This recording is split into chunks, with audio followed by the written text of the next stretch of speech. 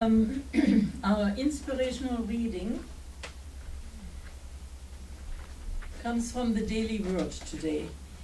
This is, as you know, a publication put out by Unity, and a number of you have that Daily Word. That's my first thing that I read in the morning, the Daily Word. But I'm going to the date of February 7th, because I was guided to do that, and the topic is let go, let God. And that's always a good advice, because God knows so much more than we do on our plane. So it says, with confidence and in faith, I let go and let God. The power in committing something to prayer comes not when I make a request, but when I relax my attachment to the outcome and accept what unfolds. What I'm seeing with my human understanding is just a small piece of the overall picture. The paths I travel comes together like a divine puzzle. Perfect pieces from expected and unexpected sources fall into place as I go.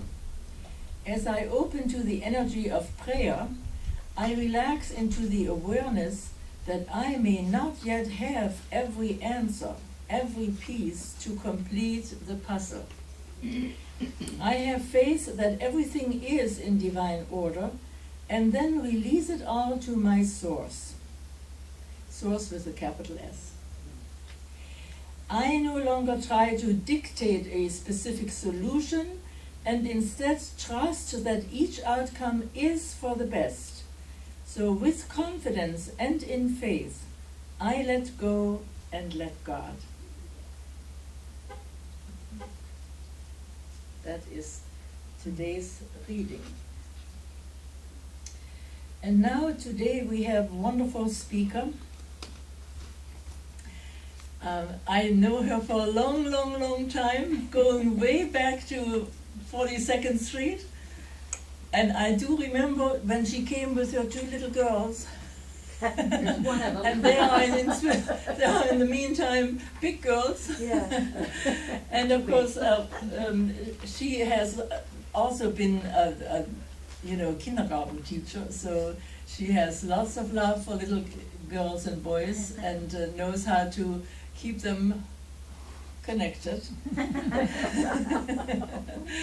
So speaking this morning on love and kindness attracts friendships, please help me welcome Reverend Elizabeth Brabant. Elizabeth.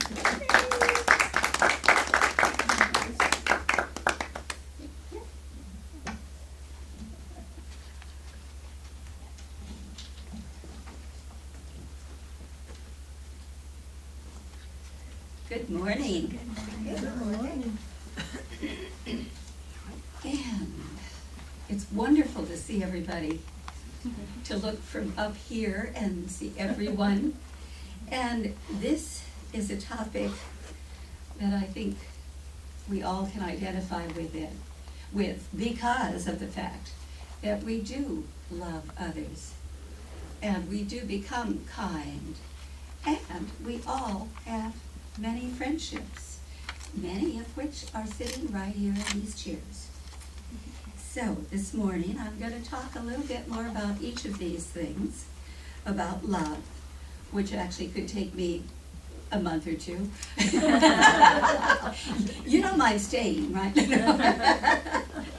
No, I was thinking, how do you talk about love on like a page or a half a page? Well, you talk about parts of it, of course. And we all love to love. And of course, and that love then does produce kindness. And the kindness draws to us, or attracts to us, wonderful friends.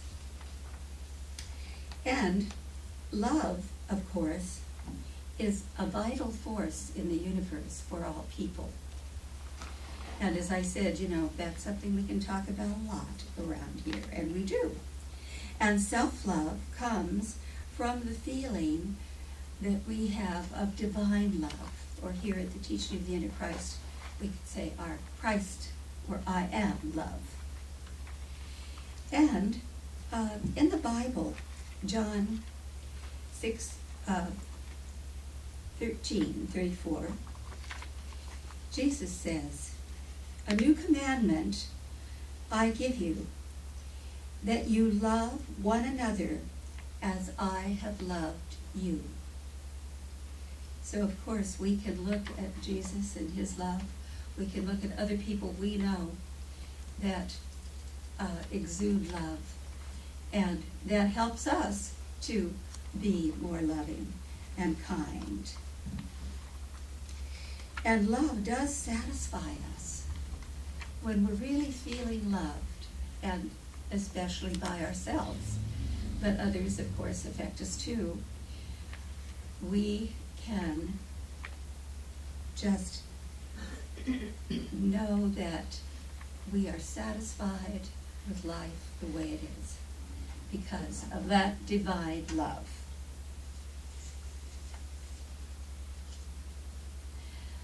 Our pets, we have pets. I think, how many of you have pets? Most of us have pets, dogs or cats or birds. Carrie and I have 3 cats and 1 bird. And 1 dog. And 1 dog. Well, Carrie has a dog, but he doesn't live with us, so I was thinking of the ones that live with us. But we do get to see Suki occasionally. And Carrie, of course, works all the time with animals too.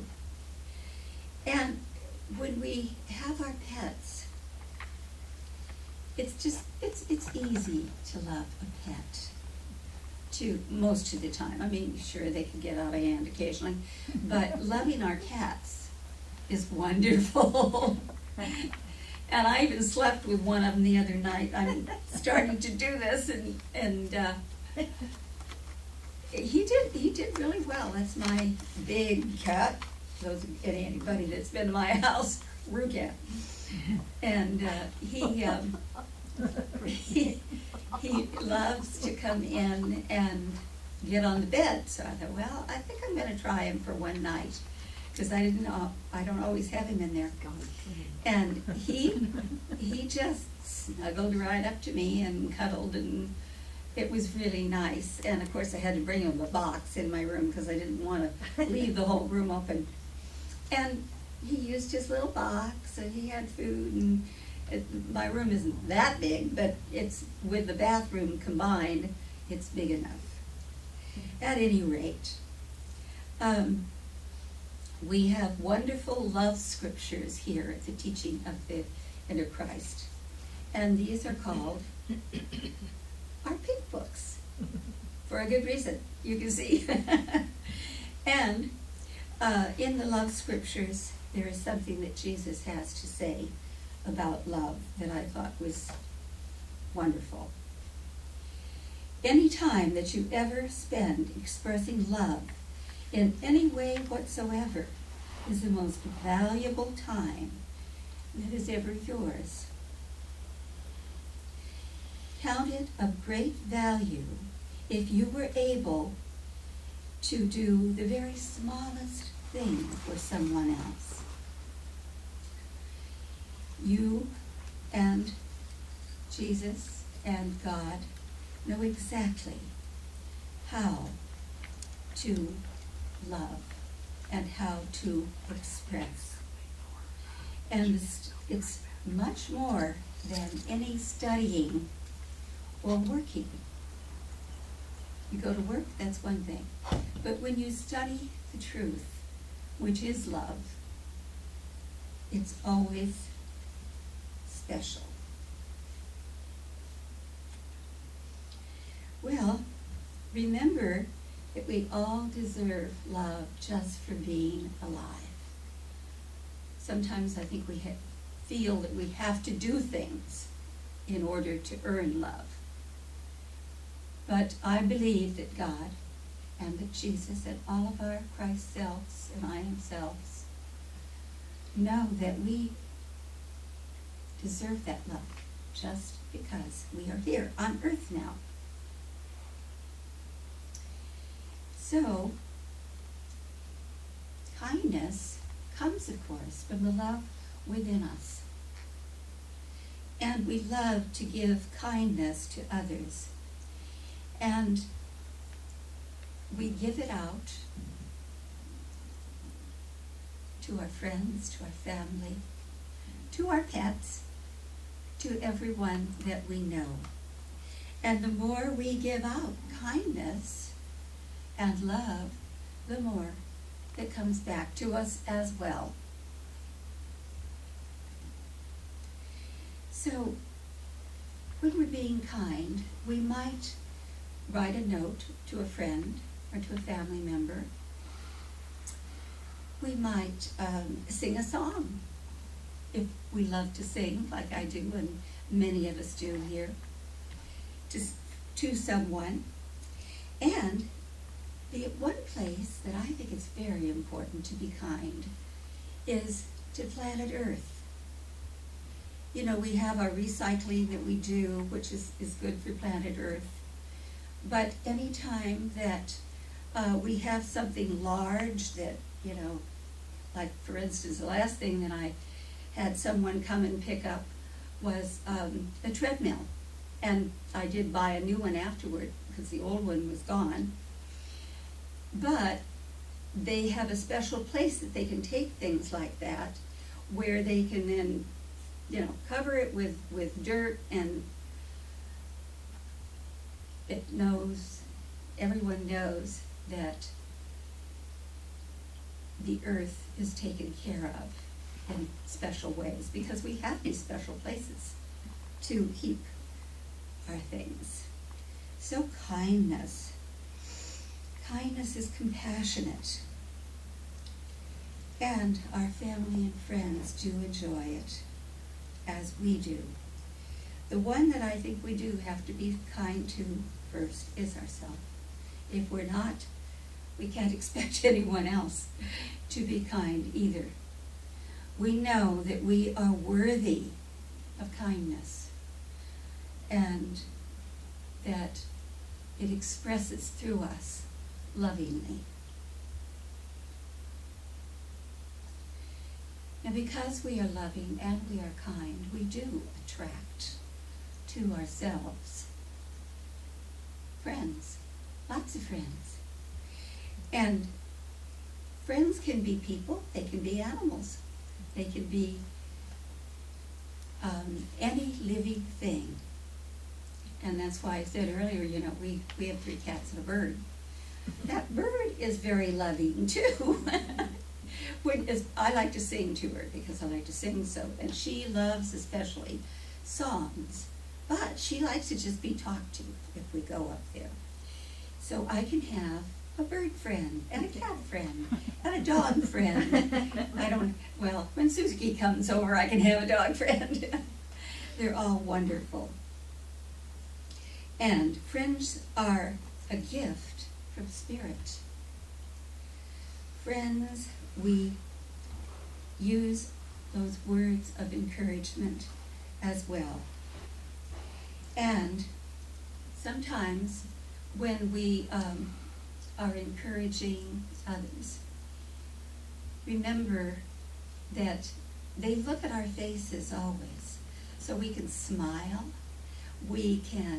our eyes can twinkle as we are being friendly with people.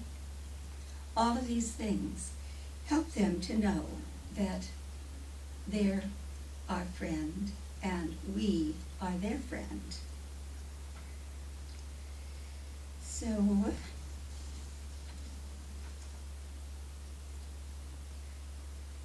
we keep ourselves filled with love, with kindness, attracting friendship wherever we are.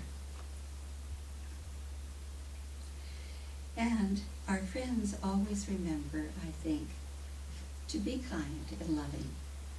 Here at the teaching, it's easy to make a friend. And even out in public, if you are kind and loving, you make friends easily. So the love of God will always lead us wherever we go, this divine love, this spiritual love. And it does create within us that kindness. And it allows us to have wonderful, wonderful friendships. And I found something in, this is a little book, I think we used to have this here. To Love or Be Loved by Tom Johnson. And it's sort of to bring things all together. I'd like to read it for you. I love thee because I love myself first of all. I love thee because I free you to your own work and your own purpose, to your own good. I love thee because it does not matter if I am or not on, I'm sorry, I'm having a little trouble with my sight this morning. I love thee because it does not matter if I am or am not meant to be there loving you. I love thee because I help myself and you every single day. I love thee because I know the truth for you, and I let that truth be manifested through your own uniqueness, through your own kindness. I love thee because I love your wholeness and your perfection and your ability to do and create. I love thee because when I see you, I see God. Thank you, wonderful God, for this loving kindness and all of the things that make a difference in our lives. And so it is. Amen.